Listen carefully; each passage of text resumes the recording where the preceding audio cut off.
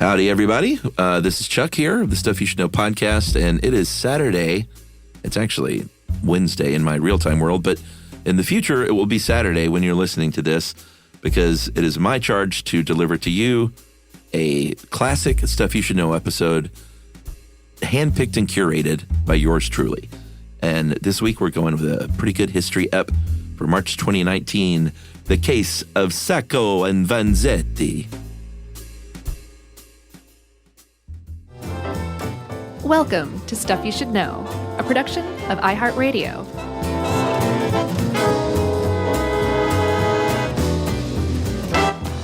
Hey, and welcome to the podcast. I'm Josh Clark, and there's Charles W. Chuck Bryant, and there's guest producer Josh over there. So you put the three of us together, and we're going to get a little true crime history on you with the trial of Sacco and Vanzetti. Yeah, these guys... a little backstory on, I guess, the time. We're talking about the 1920s in the United States. Right. We're talking about two gentlemen that were both anarchists, that were both Italian immigrants, and both supposedly followers of this really notable anarchist named Luigi Galliani, who this guy was... sort of an anarchist leader. He put out an anarchist rag. He was called for violence. He has a history of authorizing like bombings, assassination attempts, like really tough stuff. Right. And so this is who supposedly Sacco and Vanzetti were, I guess by association advocating? Sure. Advocating for this type of violence themselves as immigrant anarchists.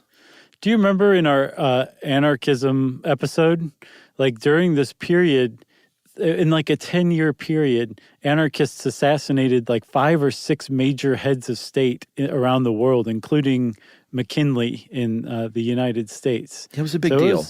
It was a big deal. And there was also a struggle going on for the soul of America. Were we going to be socialists? Were we going to be capitalists? Should we just go with anarchism? There was a lot of debate over, which economy we should go with, or what politics we should go with. And there was something of a Red Scare, because communism was on the table too. There was a Red Scare at the time too. So it wasn't like the kind of time you would walk around like, yeah, I'm an anarchist. No. Get on board, and at the same time, if you weren't an anarchist, you're probably scared of anarchists because they would bomb stuff, and they were well known for it too. Yeah, so, this is not just the United States. Like, all over the world, there were political radicals. There was violence from anarchy and riots. And like you said, people trying to take down, like, politicians or judges that were deporting, at least in the United States, deporting immigrant anarchists back to their home countries, like, as quickly as they could root them out, basically. Right. So this is sort of the stage in the early 1920s. And I guess we should hop in the Wayback Machine. Oh, yes, let's. And head on over to Boston Town.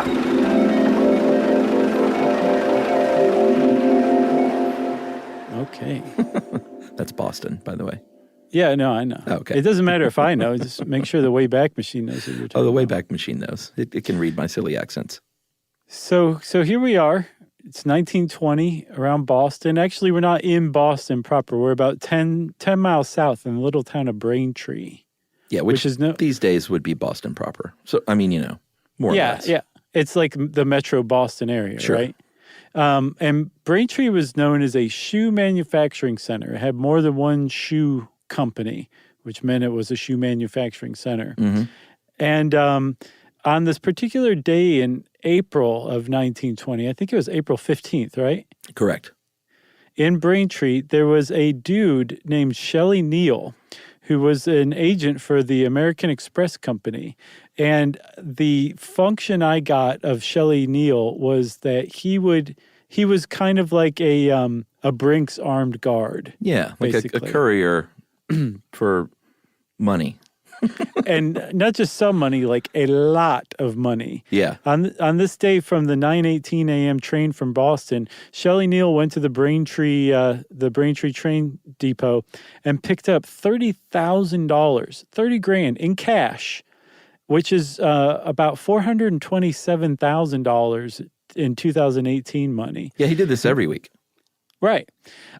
He picked it up and he took it back to his office, and he opened up a metal box, and inside it had two canvas bags, and each was the payroll for one of the two shoe companies that he picked up money for, one of which was called Slater and Morrell.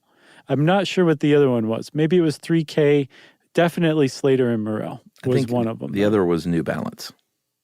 Okay. Yes. So Slater and Morrell and New Balance were the ones whose payroll he had on him that day. Yeah, and it's so amazing how that stuff used to work back then. Like how payroll was just so lo-fi. It would literally be a huge amount of cash delivered in a box that he would take to an office, and someone would sit there and stuff cash into envelopes to then go to like a factory to pay off employees. Not pay off, but to pay Right. to pay them their legit check from working. You didn't see nothing this week. This is for all the shoe leather. All right. So that's how it worked back then. And so this is what he was doing. It's just like any other Thursday. However, on this day, as he went in, he noticed a car out front that he had not seen before, this big car that had like these little curtains on the inside windows that were pulled shut.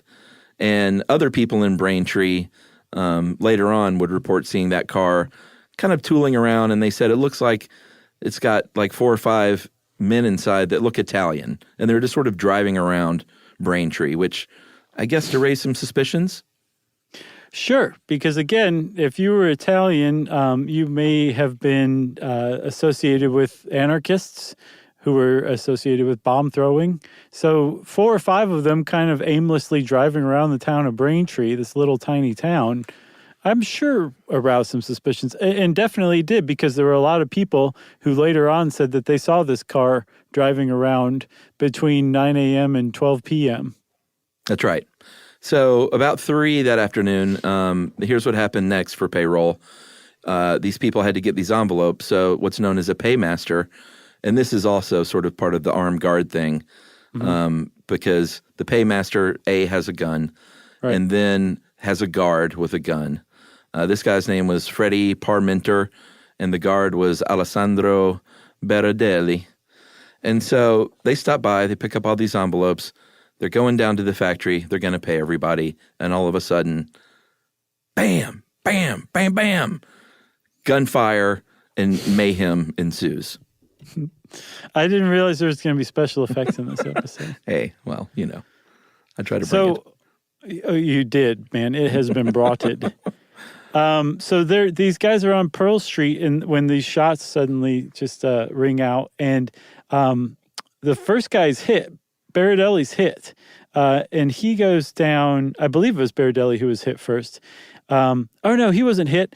It was Parmenter who was hit. Berardelli is on the ground, and he has lost his gun. And he's being approached by a man with a gun on him. And Berardelli apparently has begged for his life to no avail. The man shoots him in the chest at least once, and the bullet punctures his lungs, one of his major arteries to his heart, and then lodges itself in its hip to be fished out later on by a coroner and used in the case against Sacco and Vanzetti. The other guy, Parmenter, the paymaster, he gets hit a few times, staggers across the street, and collapses.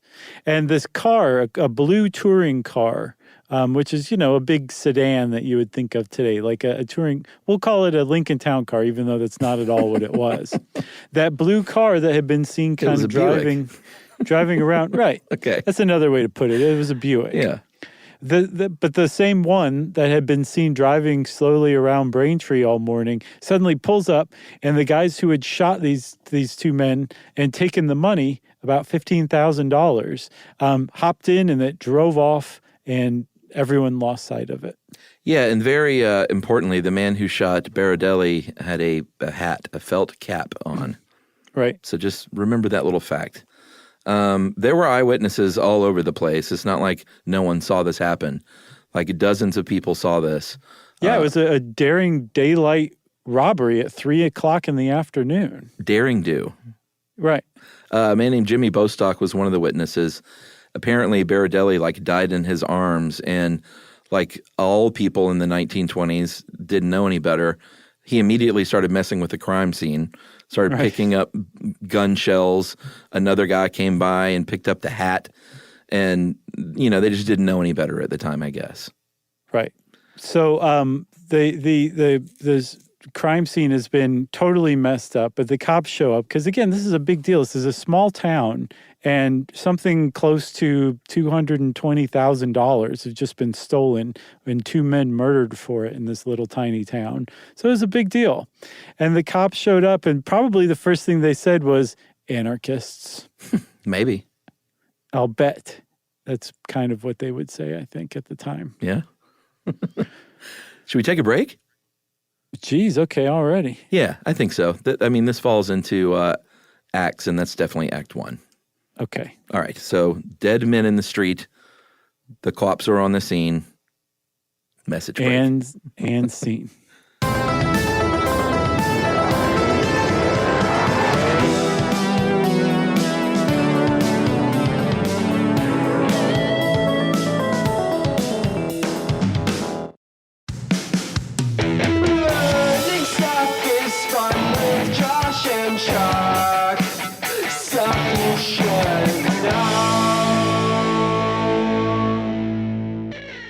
Is it and scene or end scene, Chuck?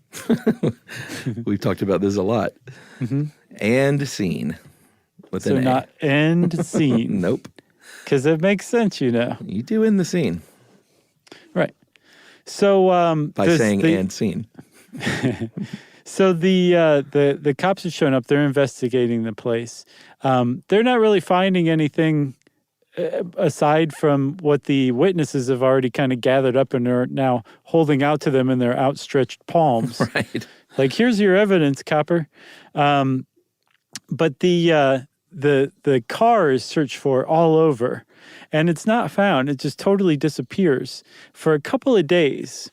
And it turns up a couple of days later in the woods, I believe, south of Braintree in a place called Bridgewater, which is a little even further south from Boston. I think it's another like 10 or so miles down south from Braintree.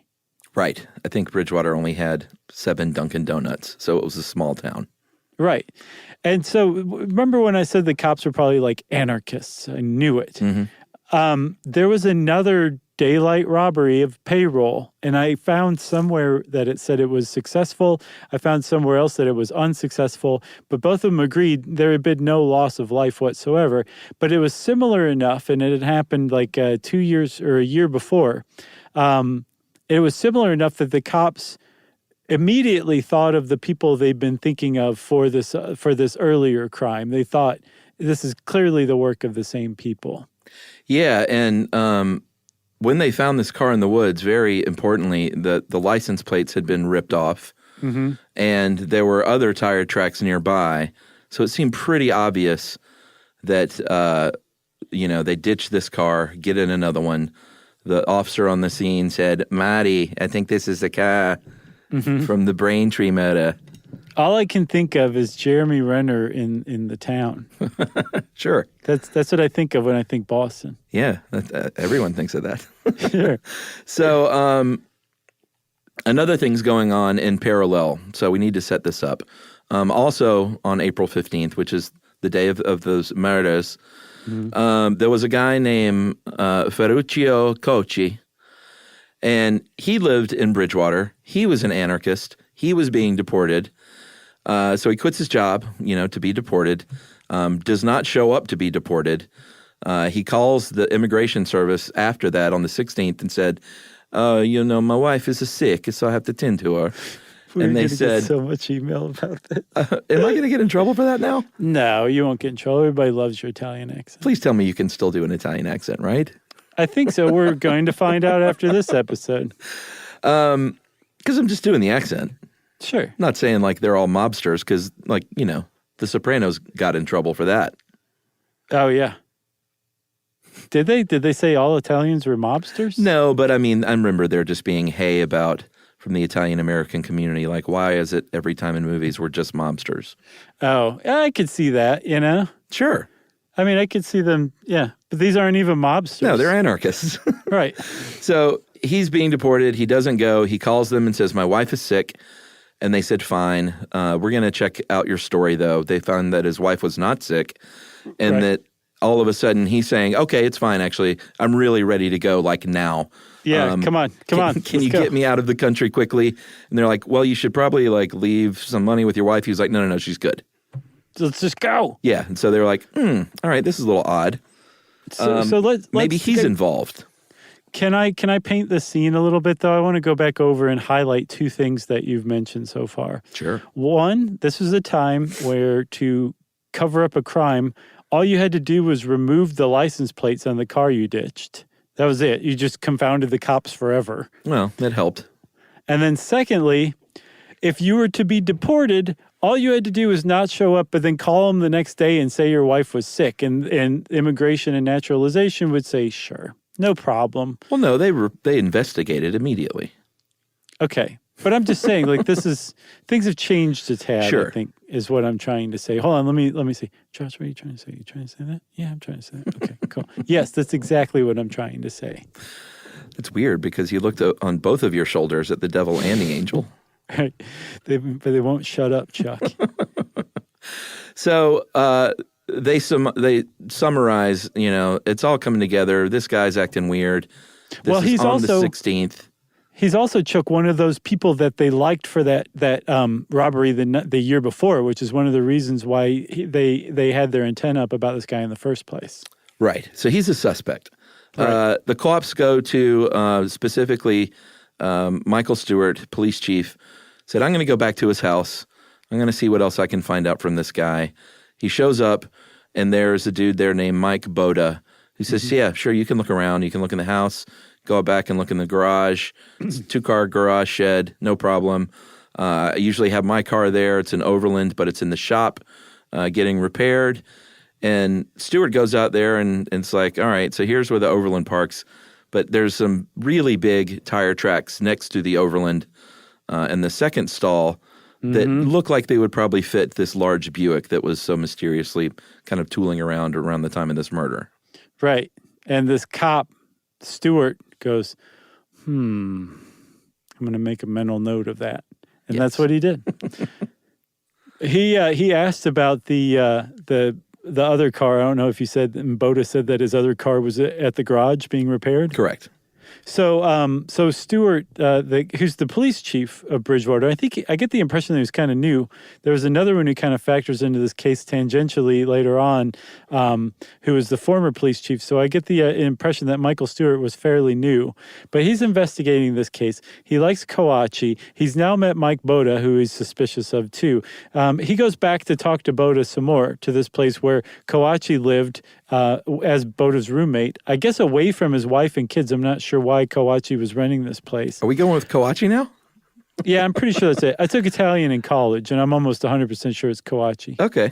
Do you remember from our dyslexia episode where Italian is extremely easy to learn because there's just very few ways to write things, to write the phonemes? Mm-hmm. One of the reasons it is easy is because it's kind of like Polish. It's in most cases, it's actually easier than Polish, but it's pronounced just like it's spelled, except for the CI is a ch sound. Okay. So Kawachi. Okay. Okay? All right. That was your Italian lesson. I appreciate that after all these years. The other lesson, Chuck, not all Italians or Italian Americans are mobsters. That's your other Italian lesson. No. Okay. So I've known a bunch of Italian Americans, and none of them were mobsters. Bam. There you go. Police Chief Stewart goes back to talk to Boda, and things get really suspicious too, don't they? Because he shows up and knocks on the door, and the door just swings open onto an empty apartment. And Stewart spends about 15 minutes going, Boda, Mr. Boda, hello, Mr. Boda. And he finally takes a couple steps in and realizes Boda's gone. That's right. So he goes by the garage where the guy said that his car was in the shop. Goes over there. The car's still there, so that checked out. And he told the owner, whose name was Simon Johnson, he said, "Hey, if anyone comes to get this car, just give us a call." And the guy says, "Mental note, call cops if someone comes to get this car." Jeremy Renner. So on May 5th, this is a couple of weeks later, a man comes to the door, and this is it says 9 o'clock, but that's at night, right? Yeah, I couldn't tell at first, and then It feels like night. Yeah, it says also that the wife is illuminated by a motorcycle headlight. Well, there so you I have would it. guess at night. Yeah. All right, so unless it's very dark in the morning. Right. So at 9 o'clock at night, this guy shows up to the owners of the garage's door, knocks on the door. His young wife answers. The guy says that he's Mike Boda. "I'm here to pick up my car, that Overland over there."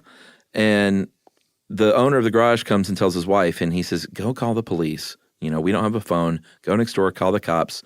She leaves out the back door and is caught, like you said. There's this motorcycle sitting outside. She also sees, with a sidecar, a couple of guys that she said were speaking Italian kind of hanging around. Mm-hmm. So it's all sort of adding up at this point to something fishy. Yeah. So I guess the fact that that Simon Johnson, the shop owner or the mechanic, was stalling made Boda a little uneasy. Sure. So he took off without the car, right? Yeah, he jumped in the sidecar and was out of there. Okay, here's where things get super critical for a pair of guys named Sacco and Vanzetti. There were those two other guys that Ruth Johnson, Simon Johnson, the mechanic's wife, said she saw hanging out, waiting for Mike Boda to get his car. They split too. Now they're suddenly like on foot. There's no motorcycle or car for them, so they have to leave on foot. So they walk over toward the direction of the Bridgewater rail line. Yeah. And she says that she saw them get on the train or at least go toward the train station. The rail car. So I think it might have been like a streetcar kind of thing. Yeah. So somehow Chief Stewart gets word of this. I think he shows up. He gets word of this, and he calls the police chief in the next town over in Brockton and says, "Hey, there's going to be a pair of Italian guys on the streetcar when the streetcar stops or the rail car stops in your town. Get them. They are wanted for questioning in a murder robbery." And so the Brockton police board the train when it arrives in Brockton, and there are two Italian men sitting there, and the two men's names were Nicola Sacco and Bartolomeo Vanzetti. And they just happen to be Italian, and they just happen to be anarchists, and they both happened to be strapped when the cops came on the rail car and started asking them questions. Yeah, Sacco had a 32 Colt, and Vanzetti had a 38 Harrington and Richardson, which very uniquely had 5 chambers instead of 6. It's very unusual. Seems unique, yeah. Yeah, I don't even know how that works. I would have to see this kind of revolver because 6 is a nice even number for a round thing. I don't get it, but yeah, regardless. No one ever says like, "Don't point that 5-shooter at me." It's always 6-shooter, you know. Yeah, that's weird. Although maybe a 5-shooter is what they're talking about when they call it a pea shooter. No, that's not what they mean. But it was the 1920s, and there were all kinds of weird guns back then. Right. Okay. So these two Italian immigrants who were anarchists and who were carrying guns had one other big problem. They were giving some pretty weak and ever-evolving stories in answer to the questions that the cops were asking them. They get hauled into the police station, I believe, in Bridgewater or Braintree. Do you know which one it was? I think it was Braintree, actually. They got taken to Braintree because it was Stewart who was investigating them. So they get taken to Braintree, and Police Chief Stewart questions them, but then so too does the chief prosecutor for the area, a guy named Frederick Katzman, who would play an enormous role in this case as well. Yeah, so he was the DA, and I think the key fact that really sold him was he found out that on April 15th, on the day of these murders, Sacco was not at work at the 3K shoe factory. Right. And he said, you know what? That's enough for me. We have no real evidence or anything else, but you are Italian-American anarchists. You weren't at work that day, so let's go ahead and haul you in here. Right. Because, we left off the fact that they found, like, anarchist pamphlets on the men when they took them off the train. So there was a lot going against them at this point, just from the outset of this. But you kind of touched on it. All of this is very, very circumstantial. Yeah, so right away, the anarchists of the area come on board. They form the Sacco and Vanzetti Defense Committee, and one of their leaders, one of the anarchist leaders in the area named Carlo Tresca, said, all right, let's hire this lawyer from California. This guy's a radical. He's going to lead our defense. And Moore comes on board. Fred Moore, and's like, here's the way we're going to do this is let's get everyone worked up, like not only in this area, but all over the world. Let's get radicals and let's get anarchists and let's get union members. Let's paint these guys as just like hardworking blue-collar union dudes. And let's get people all over the world paying attention to what's going on over here. Yes, which is a very common tactic still in use today. Just turn public sentiment against the government and the prosecutors in their case, and basically paint it like Sacco and Vanzetti were just a couple of normal dudes who were being railroaded for political reasons and probably out of a certain amount of xenophobia as well. Sure. So let's take a break. The trial opens in May of 1921 with Judge Webster Thayer, and we'll be back with what happens next right after this.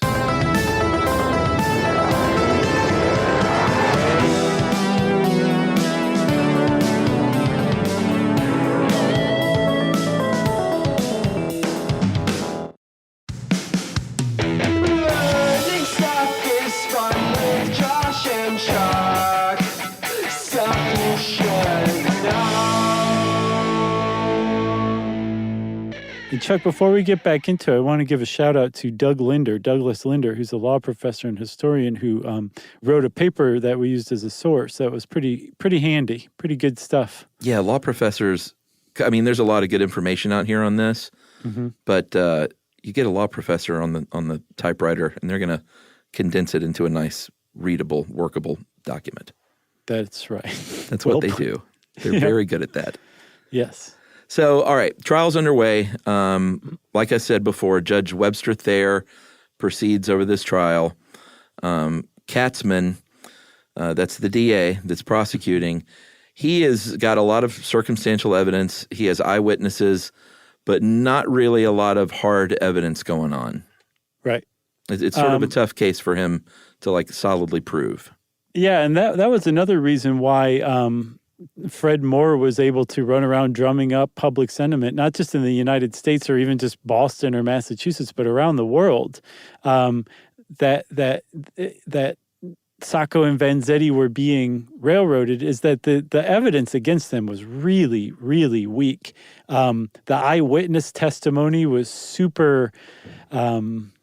If you had the luxury, like historians like Douglas Linder have had, to compare, the original notes or the original statements made by eyewitnesses against the types of statements they made in court, the statements they made in court were much more certain, much more sure.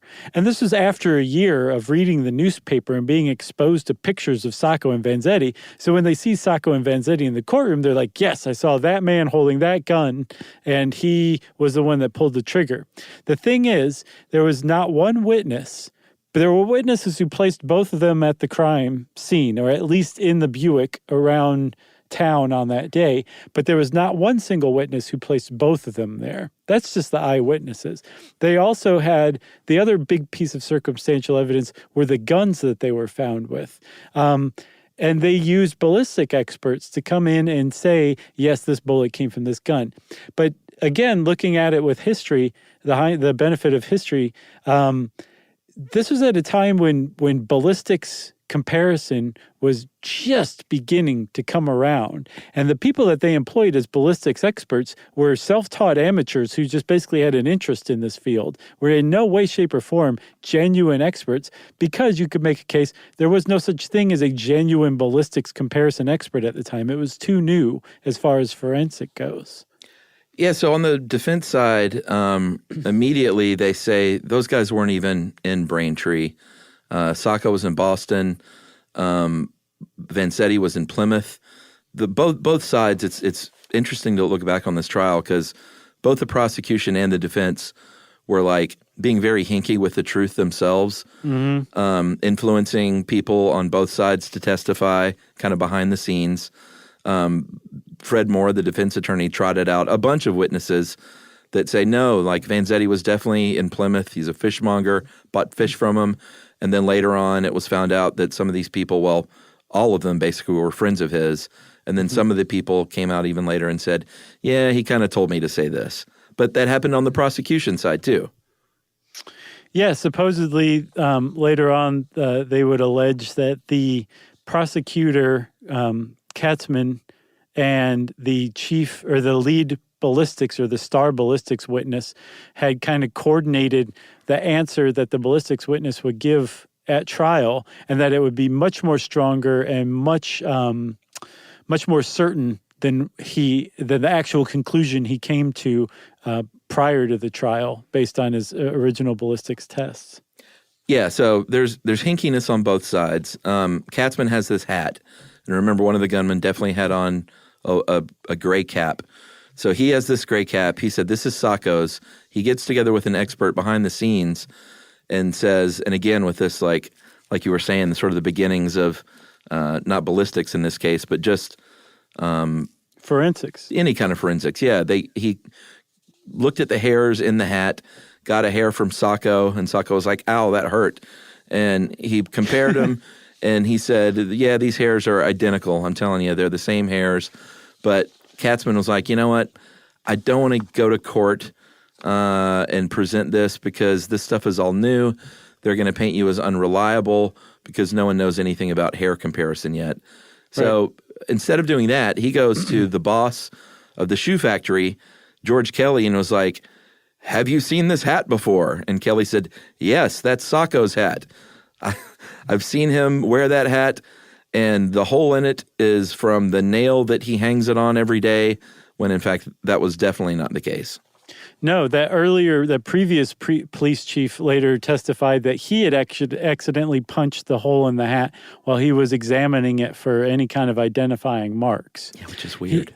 He also testified that the hat had a very questionable provenance, that it hadn't come into police custody for 30 hours after the crime. So he couldn't say, he as far as he knew, it was not found at the crime scene, that it hadn't been secured by the police. He didn't know exactly where it came from. And then finally, I read elsewhere, in a final twist, and stop me if this sounds familiar, but they asked Sacco to put the hat on in court, and it was too small for his head. It didn't fit. You must acquit.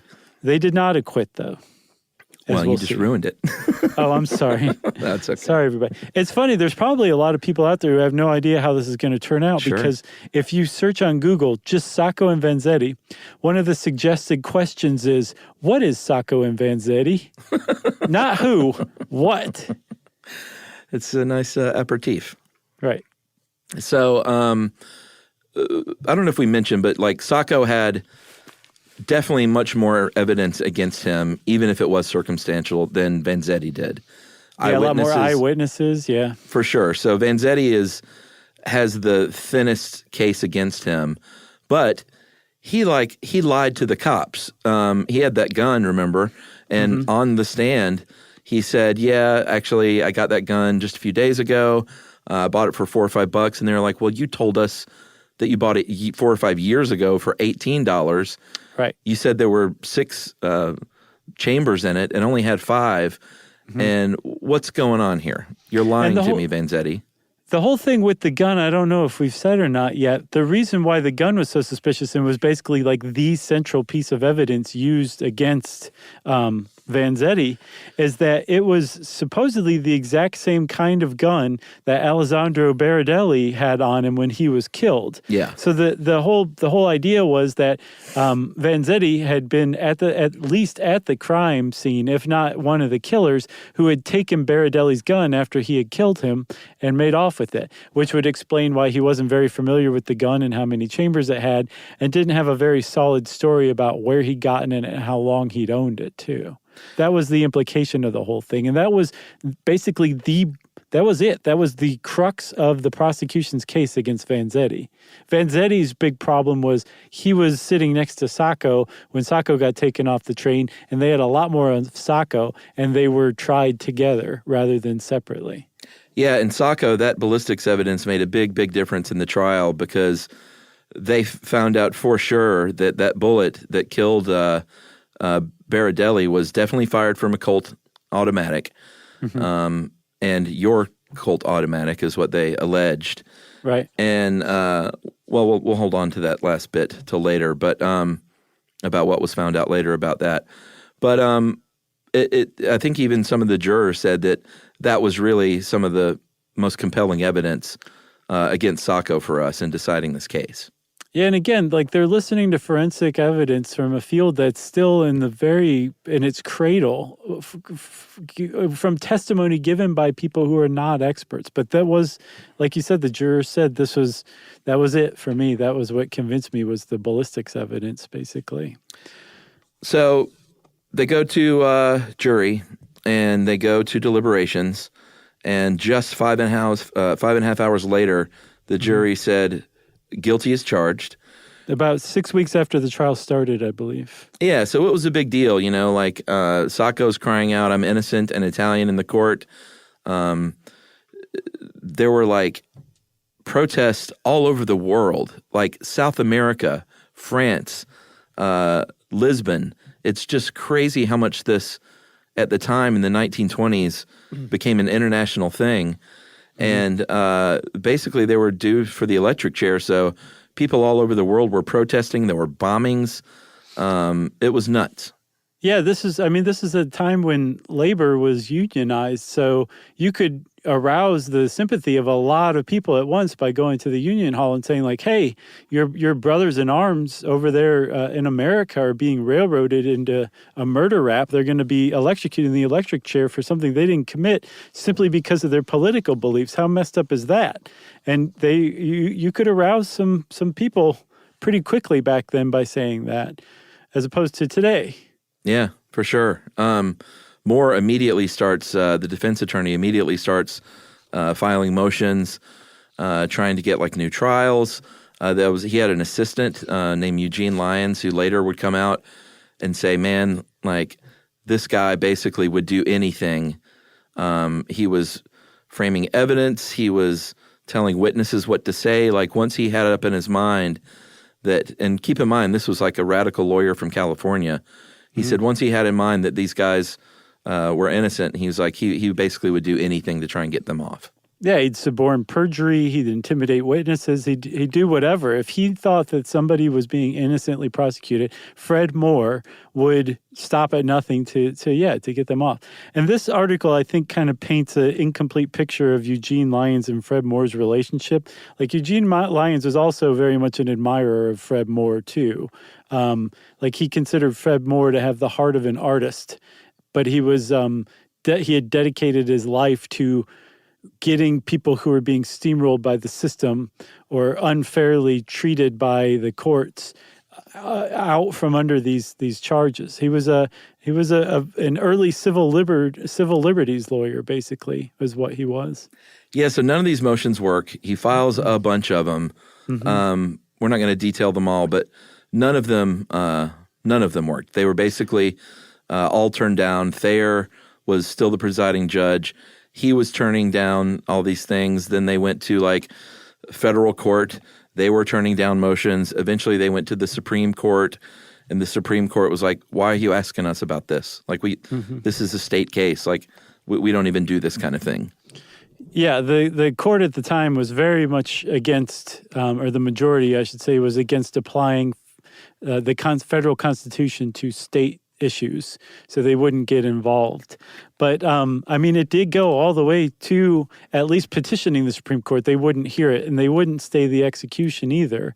But he, as much as a lawyer can exhaust petitions and appeals for clemency, and the stay of execution, Fred Moore did. And then later on, another defense lawyer named William Thompson, who took over for Fred Moore after Sacco fired Fred Moore, did the same thing. Like up to the eve of the execution, they were relentless in filing appeals with anything they could get their hands on. They filed an entire motion for a new trial based strictly on Judge Thayer's perceived prejudice against anarchists. Apparently, he did not like anarchists, and he treated Sacco and Vanzetti as such throughout the trial. And if you're just watching this from the outside, if you're reading about this in the press, and you're already on Sacco and Vanzetti's side, Judge Thayer turning down motion after motion after motion after motion looks really bad. It looks very much like this judge is bent on railroading these two immigrant anarchists into an early and unjust death by electric chair. So the public's sympathies were aroused even further for Sacco and Vanzetti, and that would last for decades after this trial, up a century almost now. Yeah, so Sacco's in jail, and another weird thing happens while he's in jail in Dedham, Dedham. There was another prisoner there who passed a note on and said, basically, I'm confessing to this crime. My name is Celestino Medeiros. And they were like, all right, well, let's talk to this guy. He's confessing to this crime and saying that Sacco and Vanzetti are innocent. He said, I was there. I was with 4 other guys. So that kind of checks out as far as the 5 Italians. He said, we met in Providence at a bar, and we just came up with this plan. He said there was a guy named Mike, a guy named Bill. I don't know the other guys. I was scared. We switched cars in the woods. Like, all this stuff was sort of making sense. But it really didn't, in the end, there were too many other things that were wrong. Like he said that they didn't get there till afternoon, and everyone was like, no, that car was there maybe between 9 a.m. and noon. He also said that the payroll money was in a bag when it was in a metal box. And so there were enough inconsistencies basically where he wasn't really a major suspect. Like, they considered it. Thompson tried to use it as the basis for a new trial, right, but none of this worked because Thayer was still kind of calling the shots. This is before they ran it up the flagpole. Yeah. But again, news made its way out into the international press that someone had confessed, and not only confessed, said that Sacco and Vanzetti weren't there. And this judge who had it out for Sacco and Vanzetti refused to even hear this motion to have a new trial. So it looked bad as well too. It did. So it looked bad enough that the governor at the time, Alvin Fuller, said, you know what, we have to do something here. Mm-hmm. There's just too much public pressure going on from around the world. He said, so here's what we'll do. We'll get a 3-person advisory committee. They're going to investigate this. He said, hey, you, Lawrence Lowell, you're the president of Harvard. You head this thing up. And then what was known as the Lowell Commission finally issued a report which said basically beyond a reasonable doubt, Sacco is guilty. And Vanzetti said, on the whole, it's our opinion that he's also guilty beyond a reasonable doubt. Right. And everyone was like, well, why'd you say all those other words then? And they're like, what other words? Yeah. Really kind of a strange final report. What's funny is in the Boston area, if they're like, we need somebody smart, get me the president of Harvard. Well, yeah, and in the end, he's like, you are definitely guilty beyond a reasonable doubt, and so are you more or less, in our opinion. Right. No, I know. It was weird, and it remains weird. But apparently years later, when Lowell was asked about that, he was saying, like, no, that wasn't an indication that we thought Vanzetti had any kind of any kind of innocence to him or that he wasn't guilty. I'm not sure exactly how he explained it, but he basically said, no, that's not what that was. Oh, interesting. I don't know what he thought it was. There was a weird way to put it, but that was, I think the other thing that kind of arouses people's interest in that, or suspicion maybe even, is that that's what a lot of people think, that Sacco was definitely guilty. Yeah. I shouldn't say a lot, but some people, that Sacco was definitely guilty, and if anyone was innocent, it was Vanzetti. So the idea that this Lowell Commission came up with this back in the 1920s even is significant. But yeah, Lowell was like, no, that's not what we meant by that. So none of these stays of execution go through. So they are reunited. They were split up in jail for many, many years, 6 years, and then they were finally reunited at Charlestown State Prison for execution in April. And they had, like, you wouldn't believe how many cops they have in this town to cover this thing, because it was sort of one of the first crimes of the century, I think. And people were mad all over the country and all over the world, like we've been talking about. They didn't know if there were going to be more bombings. People were going to, like, literally storm the prison and try and overtake them and free them. So they had tons and tons of cops everywhere. Sacco is first to go, and as they are strapping him in, he's crying out in Italian, "Long live anarchy," and then in English, very quietly, says, "Farewell, my wife and child and all my friends." And right when they finally threw the switch, he screamed out, "Mama." And I don't think like that.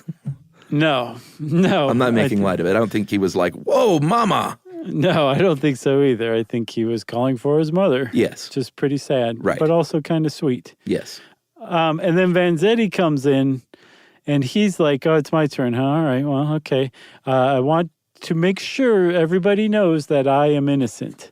So I think it's significant that Sacco was the one that shouted in the courtroom that he was innocent, but didn't during his execution. Yeah. And Vanzetti didn't say anything in the courtroom, but during his execution, he's like, "I'm innocent." And not only that, he really turned the screwdriver. He said, "I want to make it known that I forgive all of you who are about to do this to me." And he started crying. Well, the warden started crying when he gave the switch. He gave the nod to throw the switch on the electric chair and kill Vanzetti. Tears flowing everywhere. Yeah. High drama. Yes. I'm surprised. But Has this been a movie? Surely it has been, but I'll bet it was in like the 70s or something. We just aren't aware of it. Like Warren Beatty played Sacco and Vanzetti in some weird casting. And somehow Jeremy Renner played all the cops. Right, exactly. It's a very strange movie. So Sacco and Vanzetti are dead. Like, they're dead. The state took their lives. They executed them. These conceivably innocent men who were railroaded to the electric chair on circumstantial evidence and the testimony of some ballistic experts who were not experts by anyone's measure. These men are now dead. And the world reacts predictably. There were riots. 6 people died in a riot in Germany. The American embassy in Paris had already been bombed, so they brought tanks out on the night of the execution and surrounded it this time, and there were no bombings. There were riots in Geneva, Switzerland. This may have been the only time anyone ever rioted in Geneva, Switzerland. There were like 5,000 protesters who destroyed everything that was even passingly American. And Sacco and Vanzetti went into the history books as a couple of innocent men who were executed wrongfully by the state because of their political beliefs. They were political prisoners who were executed for their beliefs, basically, is how most people have come to see Sacco and Vanzetti. Yeah, but many years later, a few notable things happened. In 1941, that gentleman I mentioned earlier, the Carlo Tresca, the anarchist leader, a couple of years before he died in the 1940s, basically said, "You know what? Sacco was guilty. He was a trigger man, but Vanzetti was not guilty." Other people had heard this same thing from Tresca. And then in 1961, they had actual ballistics tests done, and it was concluded that that was, in fact, a bullet from Sacco's gun, but people still were saying, "No, you know what? I think that bullet was planted." So we render that inconclusive. But I think Doug Linder does a pretty good job of taking the planted bullet theory, fatal bullet or bullet number 3 is what it's called in the trial, and basically saying, no, this is why that doesn't really hold up. And probably the biggest one is when those ballistics witnesses gave their testimony, both of the prosecution's star ballistic witnesses said, yes, I would conclude probably that it came out of this gun, or it's probable or possible or something like that. They couched their expert opinions when they gave their testimony. And if they were part of a conspiracy to frame Sacco in the planting of this bullet, they would have given much more forceful testimony, which in and of itself is circumstantial evidence against this planted bullet theory, but it draws so closely on common sense that I think it makes sense to me. It undermines the idea that the bullet was planted. Yeah, there was another gentleman named Giovanni Gambera who said, you know what, my dad, before he died in 1982, he told me he was on this team of anarchists that met after their arrest to get their defense mounted. And he told me, and everyone said basically that Sacco was guilty and Vanzetti was innocent. And then weirdly, in 2005, Upton Sinclair, the very famous author, said that he was researching a book and he was going to write it. He was writing a book about this whole thing, and he met with Fred Moore, the radical defense attorney that mounted the defense for basically most of the case. And he said he met with him in a hotel room and was like, dude, give me the real story. And he said that Moore told him, yeah, Sacco was guilty and Vanzetti was innocent. And I basically came up with this whole defense on my own, like made all this stuff up. Yeah.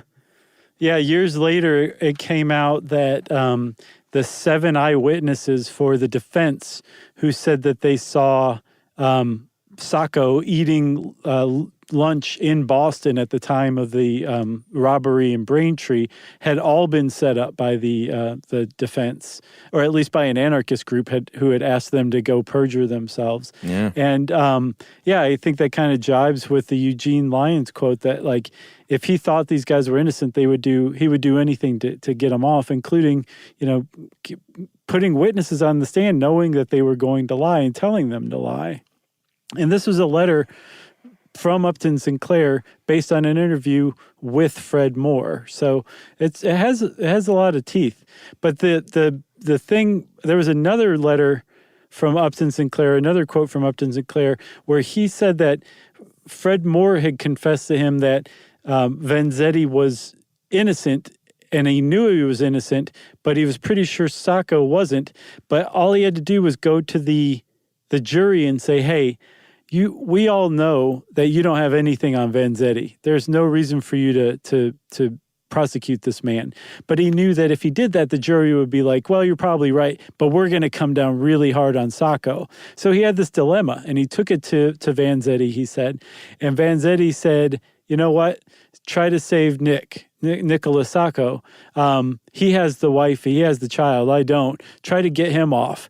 So Vanzetti, in this retelling by Fred Moore, gave his life on the chance that Fred Moore could get Sacco off. Because if he got Sacco off, he'd get Vanzetti off. If he got Vanzetti off, he would almost surely sink Sacco. And Vanzetti wouldn't take the opportunity to be acquitted at the expense of Sacco, which is pretty amazing. Amazing. Yep. So that's Sacco and Vanzetti, everybody. That's what a Sacco and Vanzetti is. Now you know. I guess one guilty and one innocent. That's what it sounds like. That's what it sounds like. If you want to know more about Sacco and Vanzetti, go look up Doug Linder. I believe he has a whole site on true crime, and there's plenty of other stuff out there that we found, too, on the internet about Sacco and Vanzetti and their famous trial.